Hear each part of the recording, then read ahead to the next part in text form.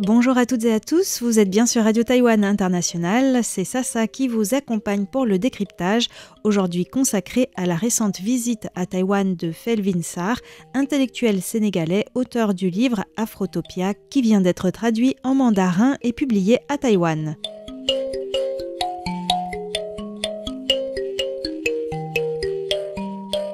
Économiste, philosophe, romancier, enseignant, musicien, Phelvin Sarr a de nombreuses cordes à son arc. Après avoir grandi au Sénégal, Phelvin Sarr a obtenu un doctorat d'économie en France, puis est revenu au Sénégal enseigner à l'université Gaston Berger de Saint-Louis. Publié en 2016 aux éditions Philippe Ray, son livre Afrotopia a eu un grand retentissement. Depuis 2020, il enseigne à l'université Duke aux États-Unis. La semaine dernière à Taïwan, il a donné plusieurs conférences, a dialogué avec des intellectuels, est allé à la rencontre des autochtones Amis Ahwaliennes et a aussi rencontré de jeunes diplomates taïwanais. Phelvin Sarr a été invité non seulement par le Bureau français de Taipei dans le cadre du mois de la francophonie, mais aussi par le ministère taïwanais des Affaires étrangères. On écoute Franck Paris, directeur du Bureau français, expliquer le contexte de cette invitation. C'est une double invitation. C'est d'abord de la part du Bureau français parce que, comme vous savez, on soutient beaucoup de traductions du français vers le mandarin et on est attaché à montrer que le français, ce n'est pas seulement la langue d'auteur français, c'est aussi une littérature francophone très riche. Et donc c'était important pour nous d'amener à Taïwan un ouvrage majeur écrit en français par un auteur sénégalais qui est lu partout dans le monde, en Europe, aux États-Unis, et on voulait rendre cette lecture accessible au public taïwanais. Ensuite, c'est aussi une invitation du MOFAD, ministère des Affaires étrangères taïwanais, parce que Taïwan a une histoire avec l'Afrique, Taïwan a un intérêt pour l'Afrique, et cet échange a permis aussi de trouver des pistes pour Taïwan, pour travailler avec l'Afrique, et notamment de faire des connexions pas seulement institutionnels, mais aussi sous l'angle des échanges culturels, artistiques et économiques. Et ces échanges ont été très riches toute la semaine. À la fin de son séjour, Phelvin Sarr partage ce qui l'a le plus marqué dans ses échanges à Taïwan. Il y a plusieurs choses. Les premiers jours, je suis allé à Hualien et on a rencontré une communauté indigène, les Amis. Donc on a été les visiter, donc j'ai vu que la question de la culture, de l'identité, de la langue, de qui on est, tu vois, était importante. Donc ça m'a rappelé des questions et des problématiques qui ont cours dans le continent, quoi. Comment est-ce qu'on préserve ce que l'on estime important dans son identité culturelle? Comment est-ce qu'on lutte contre une forme d'homogénéisation? Et j'ai eu aussi des échanges intéressants à l'université de Donghua avec des chercheurs, le public en règle générale. Et j'ai vu que ces questions-là, quoi, elles étaient là, elles étaient présentes par les communautés indigènes, leur savoir, leur épistémologie. Je suis venu à Taipei, j'ai eu aussi des rencontres avec des diplomates. Donc la question de la géopolitique internationale, de comment Taïwan me repositionne, comment l'Afrique se positionne en face d'un monde qui voit son histoire s'accélérer. Et aussi la question de comment on fait, quoi, lorsqu'on a été colonisé et qu'on veut s'en sortir, quoi, et qu'on veut se réinventer. Donc ça aussi, ça me semble être une préoccupation que les gens partagent ici et que les gens partagent sur le continent, quoi. Et puis bon, une sorte de gentillesse, un bel accueil.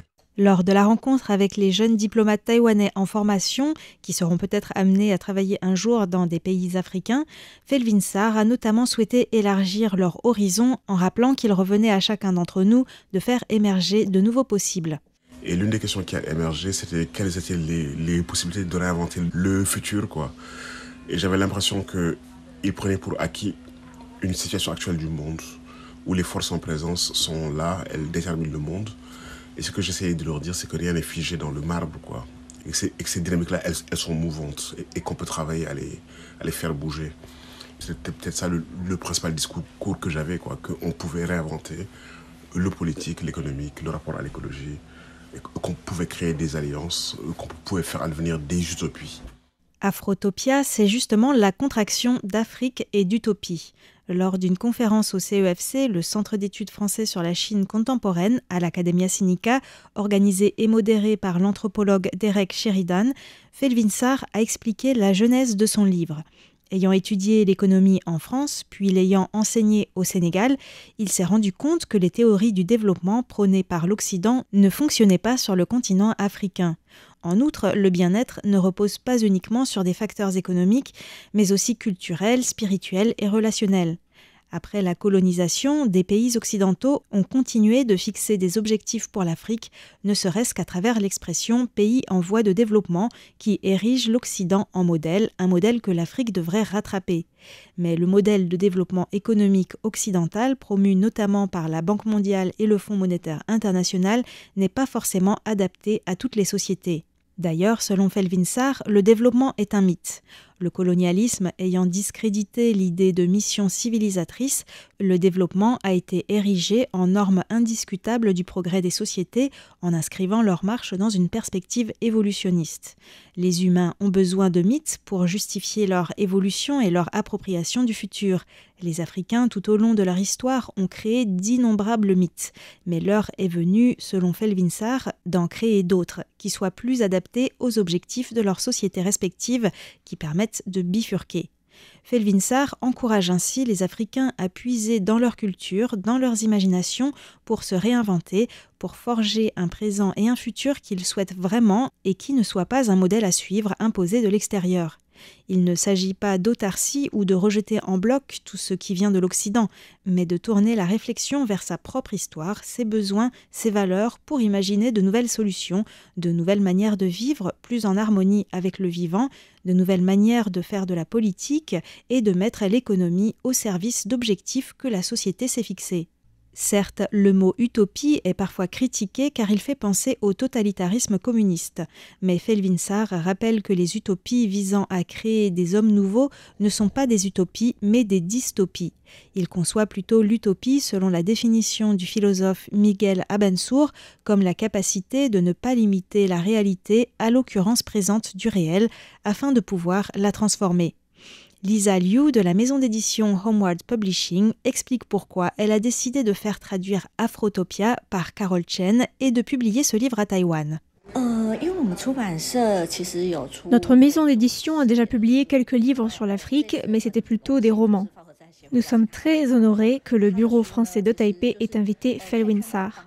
Son livre offre un regard très intéressant sur l'Afrique contemporaine et sur le futur du continent. Nous espérons qu'à travers ce livre, les Taïwanais connaîtront davantage l'Afrique. Un souhait qui est partagé par Pei Pei, une jeune Taïwanaise qui travaille à promouvoir les échanges entre Taïwan et l'Afrique et qui a animé une rencontre avec Felwine Sarr à la librairie francophone de Taipei, Le Pigeonnier. En tant que fondatrice de la plateforme Wow Africa depuis plus de 10 ans, je pense que la publication d'Afrotopia en mandarin à Taïwan est vraiment une bonne nouvelle. Ce livre a une grande valeur, car souvent les Taïwanais ne regardent l'Afrique que sous l'angle du tourisme, mais l'Afrique est un continent aux cultures très diverses et riches. Je pense que les Taïwanais devraient apprendre à connaître l'Afrique plus en profondeur, et ce livre peut justement y contribuer. Lors de la conférence au CEFC, Felwine Sarr a pu dialoguer avec des chercheurs taïwanais, africains basés à Taïwan et japonais. De nombreuses thématiques ont été abordées, notamment comment rapprocher le monde académique de la société sur le continent africain. Felwine Sarr a mis l'accent sur l'importance de la production de savoir dans les différentes langues africaines. Lui-même a organisé des discussions philosophiques en wolof, ce qui a inspiré de nombreux jeunes et a renforcé leur estime de soi. Il s'agit non seulement de mieux faire connaître le savoir scientifique, mais aussi de faire entrer les savoirs locaux dans les universités pour décoloniser le savoir. En raison d'un complexe d'infériorité que le psychiatre Frantz Fanon a décrit dans ses essais, de nombreux Africains préfèrent se tourner vers le savoir occidental. Mais s'ils réalisaient que les Africains eux-mêmes étaient capables de produire des savoirs, qui sont d'ailleurs plus pertinents dans les contextes locaux, cela pourrait rapprocher le monde académique africain et les sociétés. C'est aussi aux universitaires de bâtir des ponts. Mais la crise intellectuelle est aussi une crise symbolique, selon Felwine Sarr. Autrefois, les Africains respectaient les anciens pour le savoir qu'ils avaient accumulé tout au long de leur vie. De nos jours, ils ont plutôt tendance à respecter les riches. Felwine Sarr préconise ainsi que les universités africaines deviennent des pluriversités, où l'on peut apprendre et enseigner une pluralité de savoirs scientifiques mais aussi liés aux cultures locales. À la sortie de la conférence, j'ai interviewé l'anthropologue taïwanaise Liu Bijun, qui étudie notamment le chamanisme chez les autochtones à Taïwan. Sa façon de penser, voir des choses, ça m'étonne beaucoup parce que quand on parlait d'Afrique, souvent on parlait plutôt du sujet des décolonisations. On peut aussi faire une expérience simultanée à Taïwan. Je suis taïwanaise, on a aussi vécu la décolonisation, on a eu beaucoup de souffrance. Mais c'était très étonnant aussi que M. Sarr, il n'en parlait pas du tout, il en a dépassé cette étape de l'histoire passée. Il parlait plutôt de côté lumineux, plutôt optimiste. J'essaie de comprendre, parce que j'imagine, pour lui, il a aussi beaucoup souffert de son enfance ou de son pays, de pouvoir puissance des pays européens, surtout la France. Et je lui ai posé ces questions après la conférence. Il m'a dit il faut lire son livre. Il faut lire son livre. Et aussi, aujourd'hui, la façon d'organiser la conférence, je trouve que c'est très intéressant parce qu'il n'y a pas seulement lui qui parle, il y a aussi d'autres participants africains aussi. Et c'est là que je vois, il sort quand même le problème de décolonisation. Par exemple, comment la langue africaine pourrait continuer existe et parler, et aussi le problème d'éducation, le problème de pauvreté. C'est de vraies questions centrales aujourd'hui qui existent. Et aujourd'hui, j'ai appris beaucoup de choses dans ces interactions avec Sarr et aussi avec les invités dans la conférence. Philippe Zhou, conseiller économique et commercial de la Wallonie à Taïwan, a aussi assisté à cette conférence. La première chose, c'est que l'Afrique n'est pas les plus assez présente à Taïwan. Donc du coup, la visibilité des différentes cultures africaines, des différentes questions politiques des différentes Afriques, parce que l'Afrique, c'est 54 pays, comme on a vu aujourd'hui. Et ça, c'est une initiative importante. Donc merci aux organisateurs.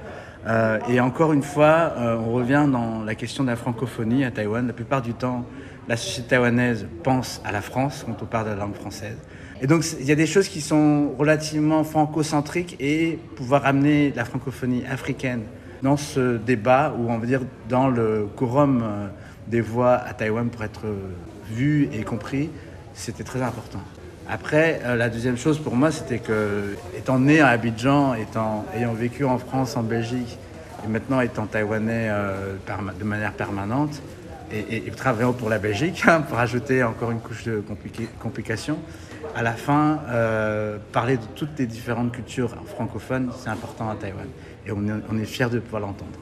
La pensée de Felwine Sarr part de l'Afrique, mais certaines réflexions sur les langues, l'identité, la décolonisation, la réinvention de l'économie pour tenir compte de l'écologie, la réflexion sur le bien-vivre, sur comment trouver sa propre voie, peuvent résonner au-delà de l'Afrique et avoir une dimension universelle. Je crois aussi que sur le terrain, dans beaucoup d'endroits, les gens réinventent l'économique, leur rapport à l'écologie, le politique, le social, et que peut-être qu'on ne voit pas que ces réinventions, elles ne font pas système encore, mais elles sont là et elles participent du mouvement du monde, et que l'on peut observer dans plusieurs endroits du monde. Je pense aussi que au départ, le point de départ de Afrotopia, c'est bien évidemment l'Afrique, mais les questions sous-jacentes qui sont posées, elles ne concernent pas que le continent. Je dirais, elles concernent tous les lieux de cette planète, parce que la question pour moi, c'est comment on réinvente des formes de vie qui ne sont pas anthropiques, qui respectent le vivant, la biodiversité, qui ne sont pas à la guerre de tout le monde contre tout le monde, qui créent les conditions de l'évanouissement des individus et des collectifs, et qui donnent du sens à l'aventure humaine. Et je pense que ces questions-là, elles sont universelles. Moi, je les pose à partir de l'histoire africaine. Je pense que le continent a énormément de choses à apporter. Elle a une riche expérience de la vie, parce que c'est le lieu où la vie est née. Et les formations sociales historiques les plus anciennes sont issus du continent africain. Ça veut dire que c'est les Africains qui ont expérimenté la vie sous tous les cieux le plus longtemps. Ils ont bien appris de cette expérience-là, quoi, à faire société, à faire communauté, à créer du lien, à intégrer la différence, à trouver des moyens de résoudre des conflits, à créer des systèmes de justice réparatrice, à créer des formes économiques très complexes, des formes géopolitiques très complexes. Et c'est pas parce qu'à un épisode de leur histoire, ils ont été dominés ou colonisés par les Occidentaux que ça efface l'héritage culturel, civilisationnel, intellectuel, humaniste du continent, quoi. Et qu'il y aurait énormément de choses à apprendre si on sort d'un regard de haut et de surplomb et qu'on ouvre ses yeux, quoi. Afrotopia dit aussi ça, en creux. La construction de nouvelles utopies, de nouveaux mythes, que ce soit en Afrique ou ailleurs, n'est pas toujours facile. Comme l'écrit Felwine Sarr dans son livre, les indépendances ont été concédées contre la perpétuation d'un système de mise sous dépendance politique, économique et culturelle afin de maintenir le contrôle sur les ressources du continent. En Afrique et au-delà, la domination de ceux qui bénéficient de la situation actuelle passe aussi parfois par la manière dont le droit est conçu, des contrats déséquilibrés par exemple, ou encore par les médias de masse et la publicité qui façonnent les imaginaires. Les nouveaux mythes se construiront-ils dans les interstices ou le système peut-il évoluer ? Non, je crois déjà que c'est un fait social, que c'est un construit social, le système. Donc à partir de là, il peut se déconstruire, quoi. Il peut dégénérer et il n'est pas éternel, il n'est pas naturel, il n'est pas nécessaire. Il peut être travaillé par des forces, des tensions internes, externes, diverses, quoi. Et moi, je pense qu'il faut le travailler de plusieurs points de vue, à plusieurs échelles. Les activités, les utopies concrètes que les gens mettent sur le terrain, les formes alternatives de vie sont hyper importantes. Je pense aussi que les artistes doivent imaginer d'autres mondes, le dire dans des romans, dans de la fiction, dans le cinéma. Désoccuper les imaginaires, les réoccuper par d'autres virtualités de la vie. Je pense que les chercheurs doivent le penser à un niveau théorique, à un niveau épistémologique, et que des mouvements politiques du changement, lorsqu'ils arrivent au pouvoir, doivent avoir l'audace de risquer un autre monde, quoi, et que ça se jouera à plusieurs échelles, dans des seuils différents, dans des temporalités différentes, à des niveaux différents, quoi. Mais que le système, il craque, il se fissure. Il faut continuer à le travailler, quoi, de plusieurs points de vue. Selon Felwine Sarr, à chacun donc de faire sa part en commençant de là où il est. Lors de la rencontre à la librairie Le Pigeonnier, il a été interrogé sur la manière dont Taïwan pouvait se libérer des impérialismes chinois et américains. Felwine Sarr a indiqué qu'il ne croyait pas à la fatalité de l'oppression. La traite négrière a duré 4 siècles, la colonisation environ 150 ans, elles ont existé, mais elles ont aussi pris fin. C'est lorsque l'on comprend les tenants et aboutissants d'une situation que l'on commence à la dominer. L'important, selon lui, est donc de comprendre les mécanismes de l'exploitation afin de pouvoir les défaire et construire sur d'autres bases. Toutefois, le temps d'une vie est bien plus court que le temps qu'il faut à une société pour évoluer. C'est pourquoi parfois on se croit dans une situation inextricable alors qu'on est simplement dans le creux de la vague. Malgré tout, on peut travailler à son échelle, à aller vers l'émancipation, car l'histoire a montré qu'aucune forme de domination n'est définitive ni absolue.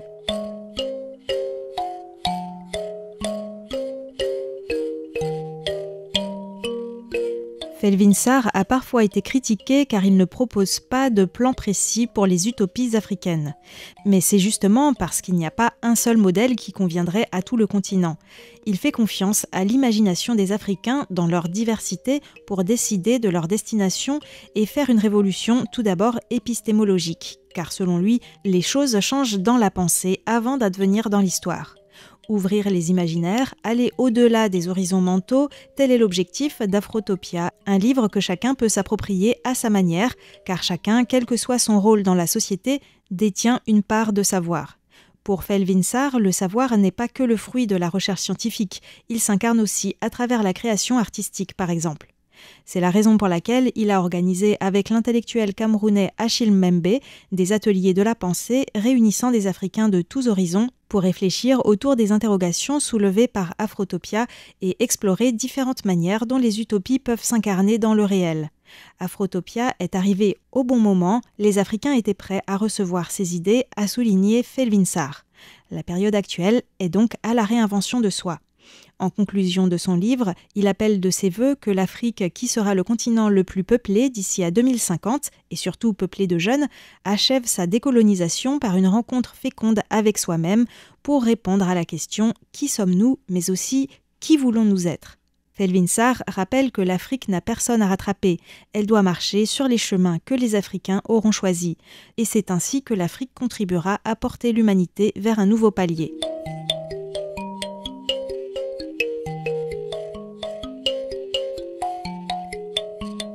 C'est déjà la fin de ce décryptage. Merci de l'avoir suivi.